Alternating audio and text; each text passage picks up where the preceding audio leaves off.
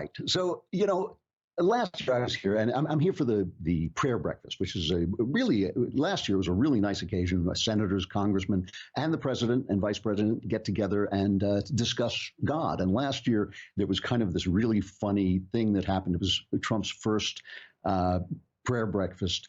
And this Senate chaplain, this very impressive Navy admiral named Barry Black, got up and gave this beautiful stem-winding speech that had everybody on their on their feet shouting hallelujah, their hands in the air.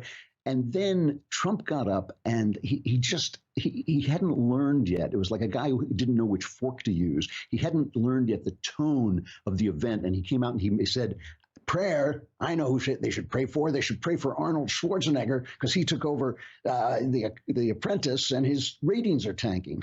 It was just like you just wanted to put your hands over your face because you just realized the guy just hadn't caught the tone of it. Now, I keep saying Trump is a guy who learns that stuff, and I'm sure this year that's not going to happen. I'm sure he will capture the tone perfectly. I bet he does. But, does that mean that he has now learned to take things seriously that he didn't take seriously before? That's kind of hard to believe. I mean, what he has learned is how to be president a little bit. He has learned, that there's certain things you don't say, you don't make fun of God, you don't make jokes. People are serious about their God in America. We are serious about our Constitution. We're serious about our traditions. And Trump just hadn't captured that. It just wasn't something that he's learned. And this is the thing that the left is selling as a catastrophe for our country. Remember, yesterday we played Chuck Schumer. Oh my gosh, this is the worst man ever to ever be president. But he's not. He's not. He's not the worst man ever to ever be president. He's just a guy who doesn't pretend to be a better man than he is. And that is unnerving even to me. I mean, this is something that I think everybody finds a little unnerving, to have a president who doesn't really follow the script for what he's supposed to take seriously, what he's supposed to be solemn about. But, it's hard for me to really wail. I think it's hard for a lot of us to wail about this when we see that our last president, who did have that master, who did know what to say, he did know the tone to take and how to talk and all this, was actually a deeply corrupt guy. Was running a government that was deeply corrupt. And as I keep saying, it wasn't corrupt in the Clinton way where he was running it for money and trying to rip people off or anything like that. He had principles.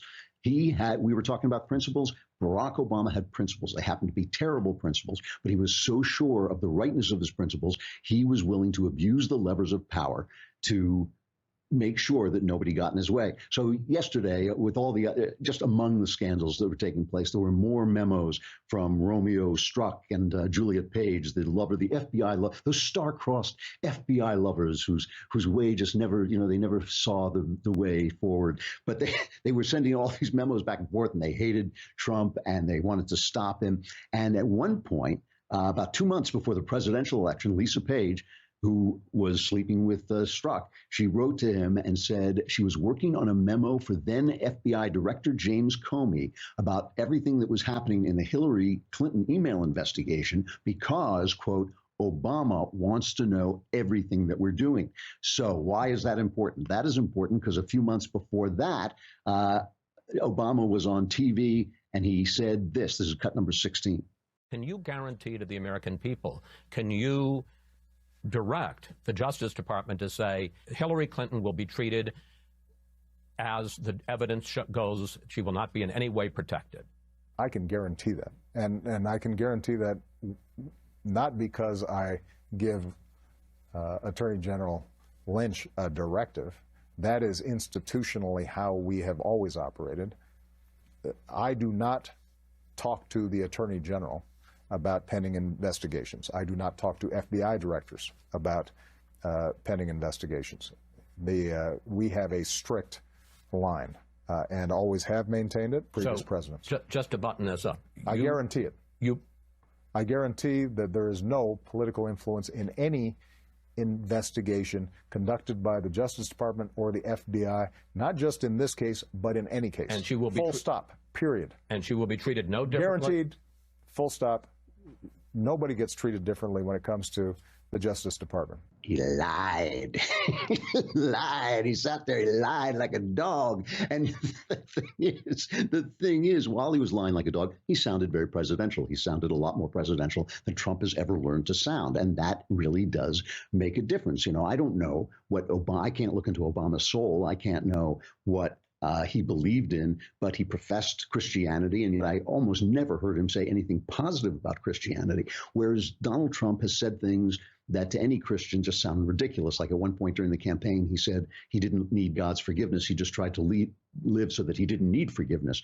And of course, we all know that that's not Christian doctrine. So it's weird. It is weird to have a president who's standing up for religious rights, who's defending religious rights, and who's speaking now, learning to speak these words, but who obviously doesn't believe in things.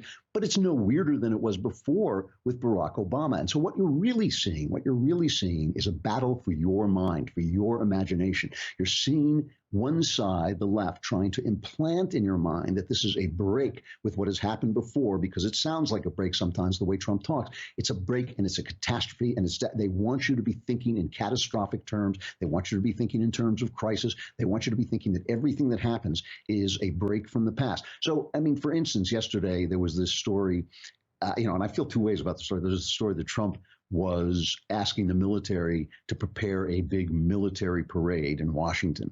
And, it goes right up my spine. As an American, I do not want I love the military. I'm so appreciative of what they do. I talk about it all the time. I'm glad they pay tribute to them at the Super Bowl. I'm glad they pay tribute to them on TV. I'm glad there are commercials about them. I don't want to see like big tanks driving down Pennsylvania Avenue. Although it would be funny if somebody like a mascot dressed up in the big red button that Trump was going to press to blow up North Korea. That would be kind of funny if there maybe a couple of girls, dressed in tights and with a big red button on their head. That might be really interesting. But no, I actually don't think that's a good idea. I don't even know. I think maybe Trump is trolling people because he must have known the way they were going to react. I was in a bar here last night and I got stuck watching CNN, which really is an experience. They are amazing. So here is CNN talking about this idea of having a military parade. And just listen to the way they're trying to instill panic in your mind. We're getting more North Korean every day in this country. I mean, yesterday the president says people who don't cheer are un-American and treasonous. And today we're going to start having big parades with tanks and missiles. People have to decide whether they want to have that kind of country. I mean, we have a country where we celebrate our troops, as Barbara said, when they come home from battle in Lower Manhattan, and we throw ticker tape. But the idea in peacetime, simply to have tanks roll through the streets of Washington, that's, to use a phrase that the president likes to use, in my experience, that's un-American. So it's un-American. It's North Korean. We're turning into North Korean. Like I said, I don't like the idea that much either. But the idea that this is authoritarian, where is the beef on this authoritarian thing? Where's the panic coming from for a guy who's cutting the government, who's actually dialed back executive power, even his own power? He's dialed it back. So you heard the crack he made about Trump talking about treason. If you didn't see this clip, I always like Trump's antic humor. He has this antic New York sense of humor that I can kind of identify with. So he was he was playing up the fact that the Democrats made fools of themselves during the State of the Union address, and that they sat on their hands for the flag and for God and for better wages and better jobs and all this stuff. So he was making fun of that, and somebody called out and said it was treason. And he picked up on that. Here's that quote. Here's that cut. They would rather see Trump do badly, than our country do well. That's what it means. It's very selfish. And it got to a point where I really didn't even want to look too much during the speech over to that side, because honestly, it was bad energy. No, it was bad energy. You're up there. You've got half the room going totally crazy, wild. They loved everything. They want to do something great for our country. And you have the other side, even on positive news, really positive news like that, they were like death and un-American. Un-American. Somebody said treasonous. I mean, yeah, I guess why not? Can we call that treason? Why not?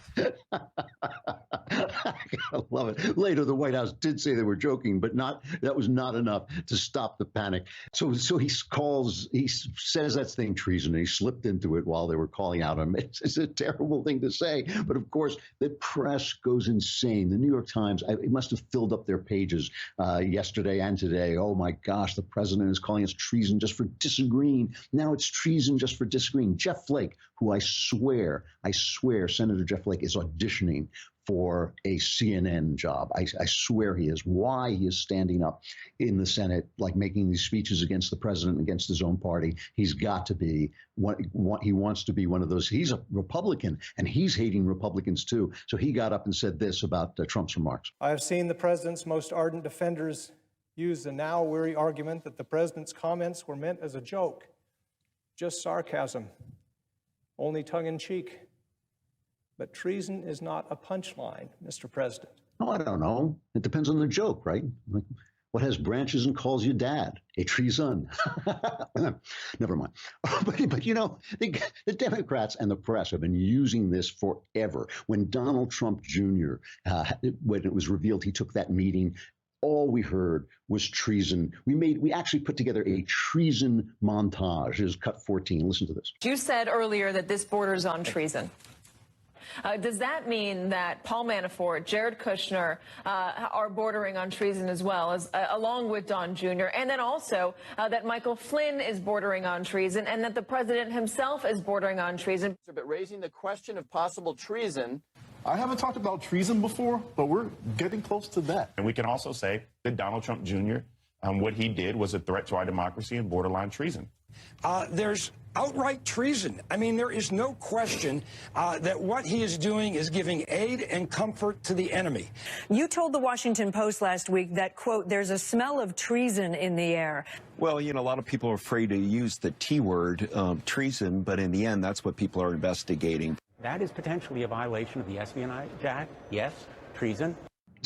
So again and again, we get the double standard when Trump is, you know, and the question is, look, after a year in which Trump has delivered on a lot of really good conservative, agenda items, the really question is Trump really different, or is it just they're selling him to us as a catastrophe? I mean, why isn't it a catastrophe when they do it? And it is a catastrophe when he does it. And some Republicans on the other side, they have another argument, which is really interesting. Jeremy Boring made it at our State of the Union. The God King of the Daily Wire made this argument at our State of the Union, jamboree that we were doing. And I've heard others make this among the kind of what used to be called the Never Trump.